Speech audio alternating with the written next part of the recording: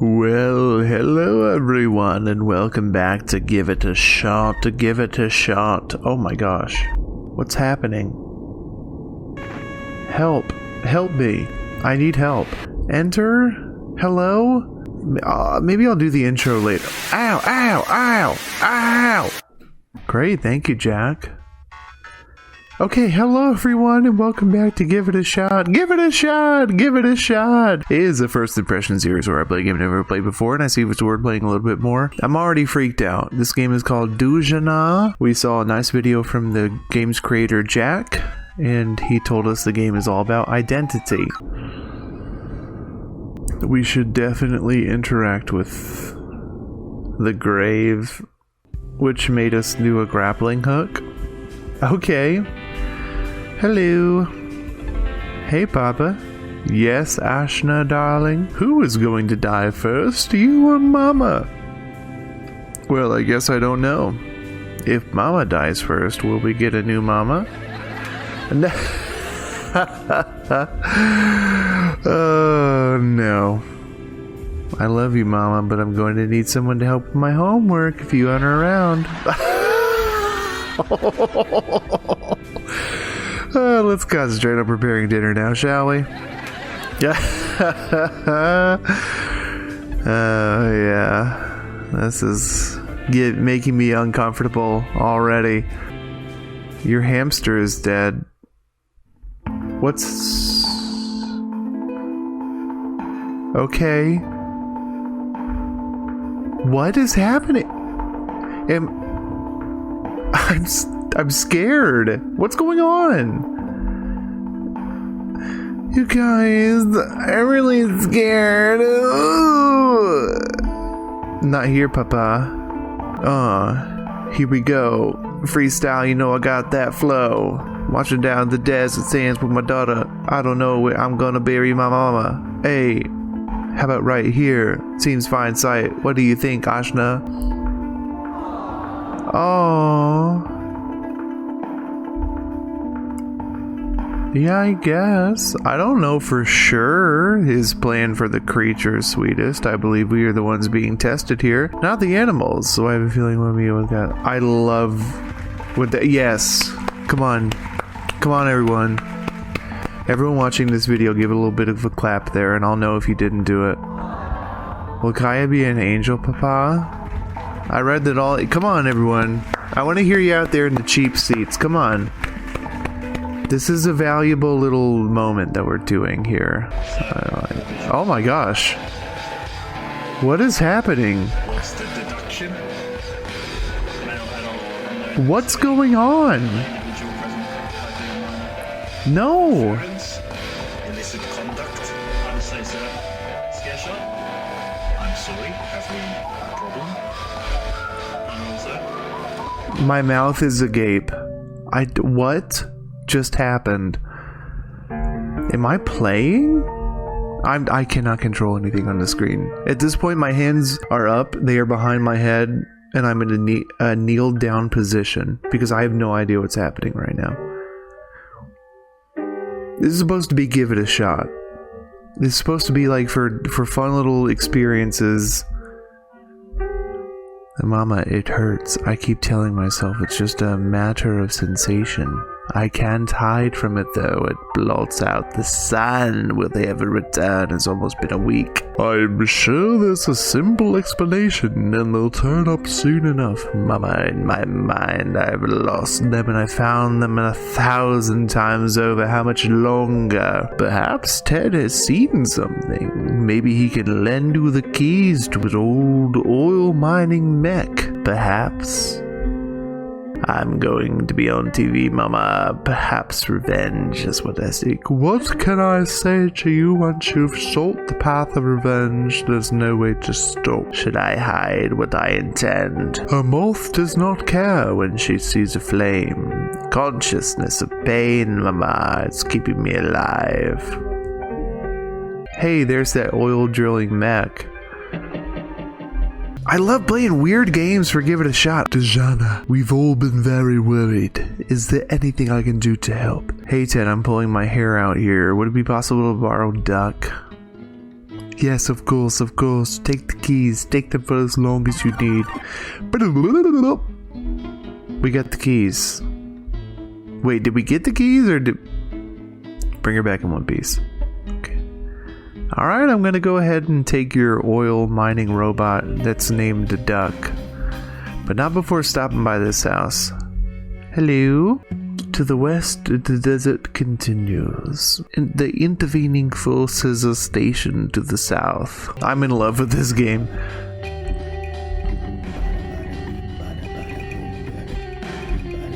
That's the noise it makes when I pilot them. Hello.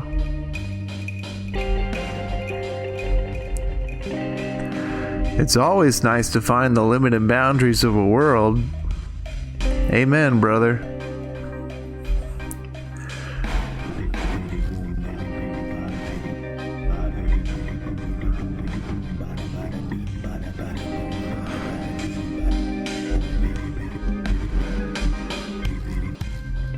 Here, let's go down here. Hello.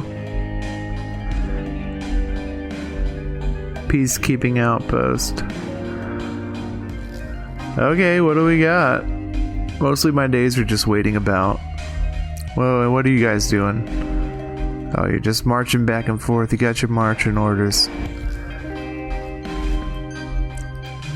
Colonel Dujanah has been brutal lately. He's making him do all these marches back and forth. Yo.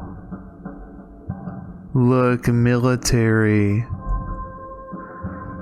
More like milliscary, am I right?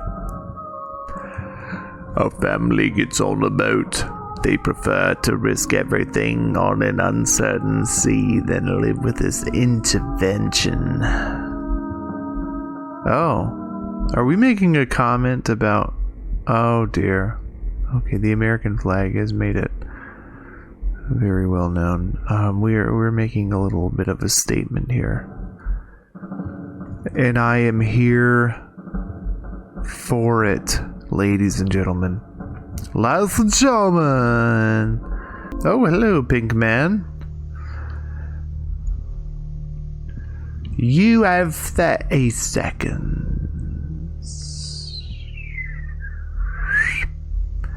Look, little lady, if you were coming in here saying me and my boys did a whoopsie and turned your darlings into vulture pickings, well, you better think again. Look, darling, hasn't anyone warned you about smoking in bed? If you're calling me a liar, then you'll have my boys to answer to. Well, there's always option B, but I don't think you'd like that much. Your 30 seconds are up. Why don't you crawl away, those crooked... Oh my gosh!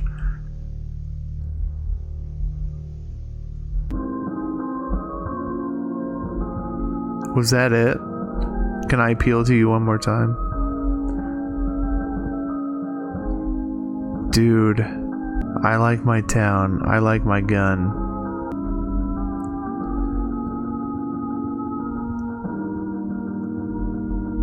Yo, brother. What is this?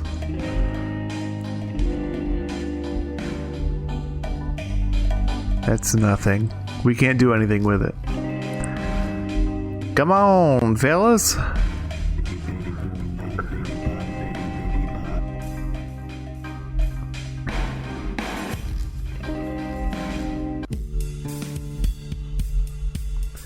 What? Whoa, this is really hard to control. I'm in the world map. What?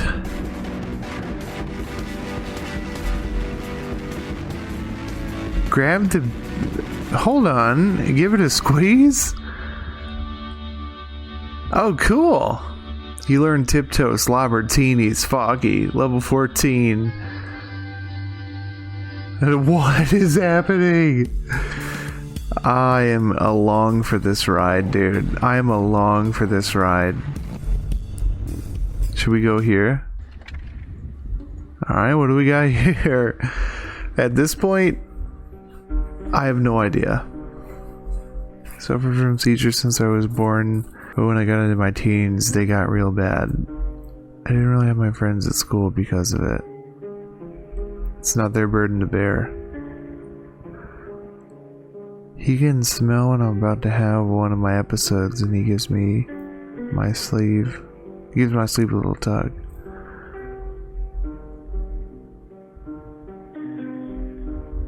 Yo! Oh my gosh! Don't make me feel emotions. This is a fun little series about playing games.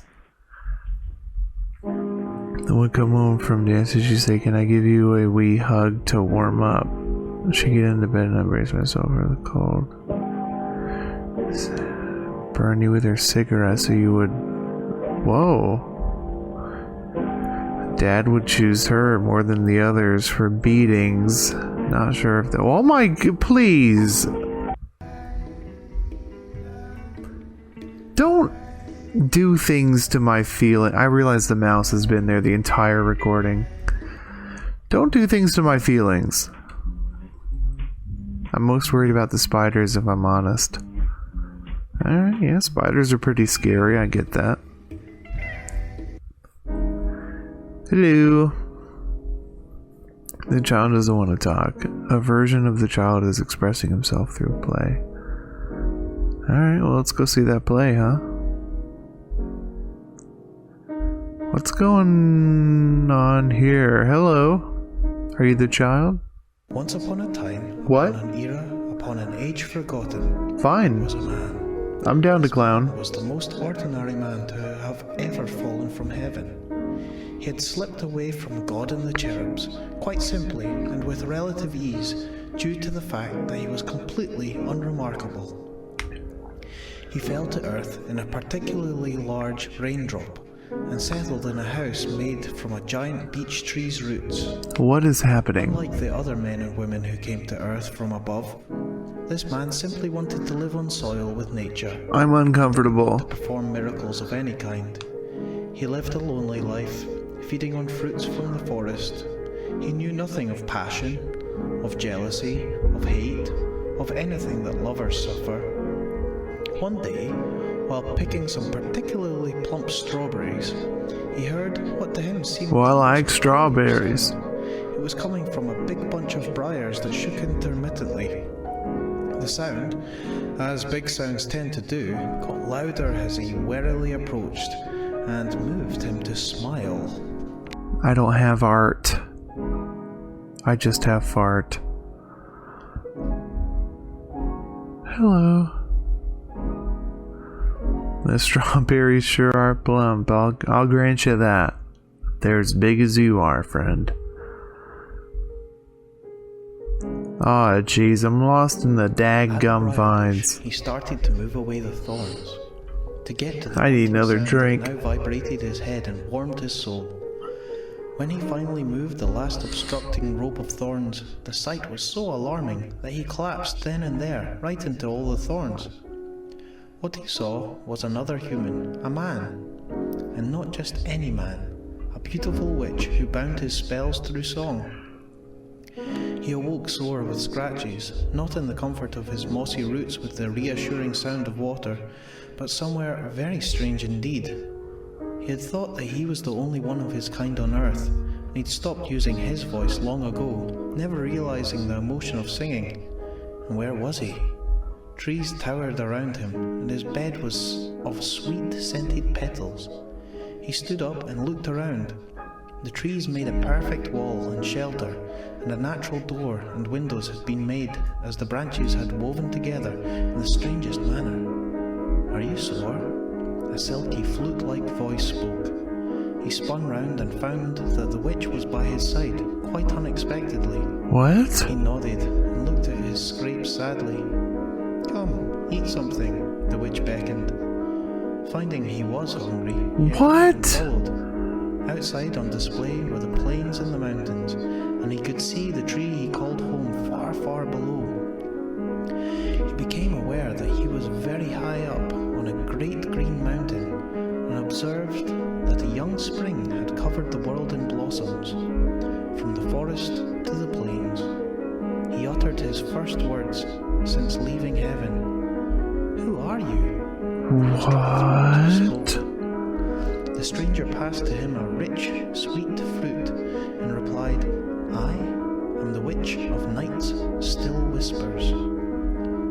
He felt compelled to touch the witch and stepped forward to do so. He softly placed his hand against the witch's face, but as he did, the witch faded and disappeared.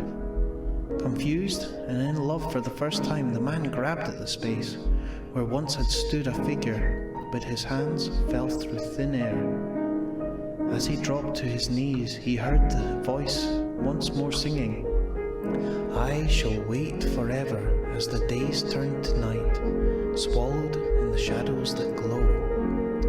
Without knowing what to do, he cried to the sky, and as he did, the sky cried back. Days went past, and so became weeks, which turned there into months. The man thought of the witch, who now he could not love more than aught but God himself. He remembered how lovely things were when he was alone, but now he had experienced what life could give. He could not go back. At times, especially on the slow nights of summer, he thought he heard singing. And so it became winter, and neither had the witch of night's still whispers appeared to him, nor left his thoughts. Nothing would be the same again until he came back.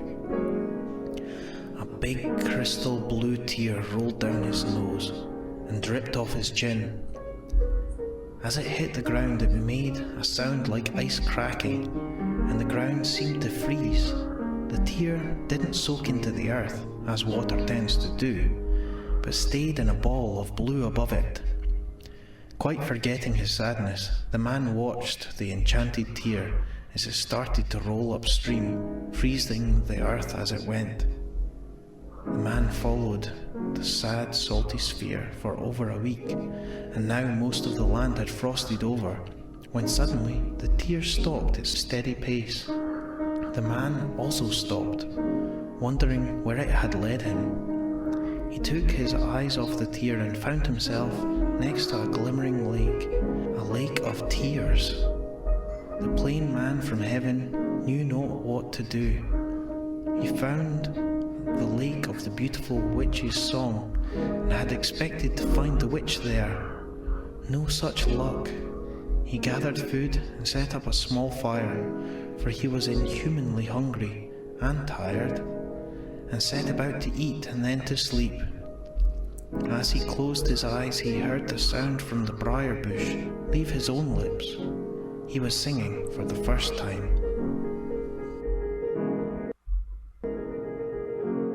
I mean, it was beautiful. It was wonderful. But what just happened to my life?